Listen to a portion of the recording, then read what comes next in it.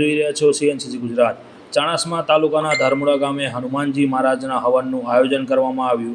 આજે હનુમાનજી મહારાજના એક પાવન પર્વ નિમિત્તે ભારત દેશના ખૂણે ખૂણામાં હનુમાનજી મહારાજના હવનનું આયોજન કરવામાં આવી રહ્યું છે। તેવી જ રીતે ધર્મોડા ગામના લાભુભાઈ રેવાશંકર દવે તરફથી ધર્મોડા ગામની અંદર હનુમાનજી મહારાજના હવનનું આયોજન કરવામાં આવ્યું। લોકો દ્વારા જે પણ હવન કરવામાં આવે છે તેની અંદર કંઈક ને કંઈક ભાવનાઓ સમેટાયેલી હોય છે। એવો જ એક હવન ધર્મોડા ગામની અંદર પણ યોજાયો, જેમાં યજમાન લાલુભાઈ દ્વારા એવું પણ જણાવવામાં આવ્યું કે આજે હનુમાનજી મહારાજનો જન્મદિવસ કેવો હોય તો પણ કહી શકાય। લાભુભાઈ દવે દ્વારા તેમની ભાવના જણાવવામાં આવી કે આ હવનનું આયોજન લગભગ દરેક કુટુંબીજનો અને ગામ લોકો ભેગા થાય અને હળીમળીને રહે અને ગામની અંદર સંપ જળવાઈ રહે તે હેતુથી આ હવનનું આયોજન કરવામાં આવ્યું હતું।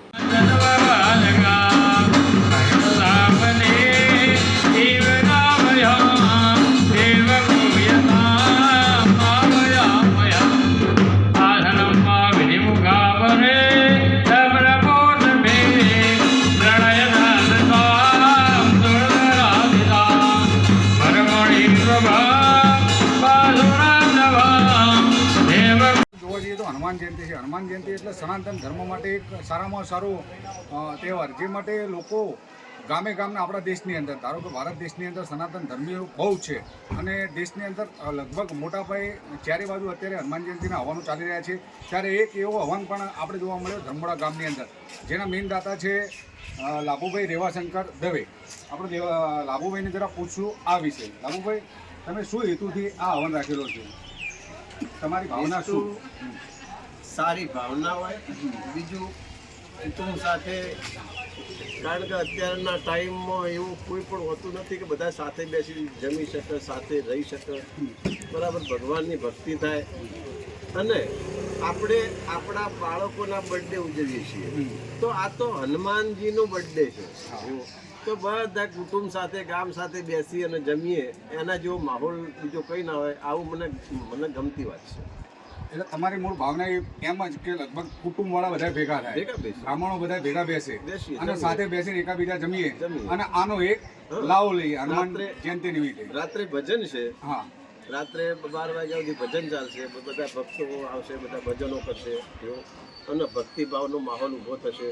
તો આપણી સંસ્કૃતિ એ બી જળવાઈ રહે, એની અંદર વૃદ્ધિ થાય, આવનારી જે પેઢી રહી એને બી આ સંસ્કારનું સિંચન થાય। આવી મારી અંગત ભાવના છે, કોઈ સ્વાર્થ માટે હું નથી કરતો। સરસ સરસ સરસ। લાભુભાઈનો એવું કહેવું છે કે લગભગ આવનારી ભાવિ પેઢી છે એ પણ એકાબીજા આવું જોવા, આવો માહોલ ઊભો કરે તો એ પણ જોવો તો એમની અંદર પણ એક સંપ જળવાઈ રહે, તે હેતુથી આ એક હવન કરવામાં આવેલો છે।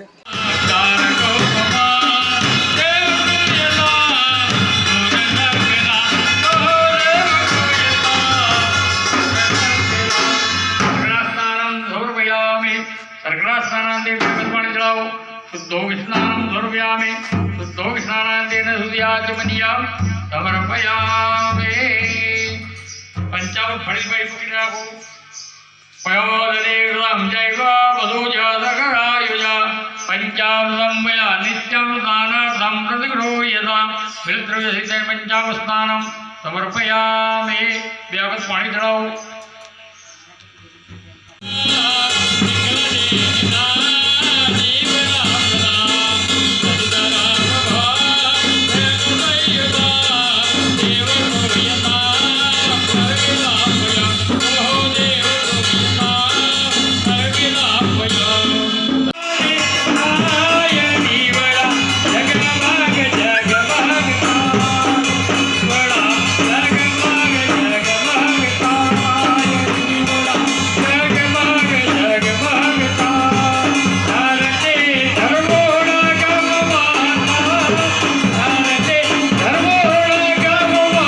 હવન પત્યા બાદ સરસ જમણવારનો પણ પ્રોગ્રામ રાખવામાં આવ્યો હતો, જેમાં પ્રસાદી રૂપે લાડુ, દાળ, ભાત, શાકનો જમણવાર રાખવામાં આવ્યો હતો।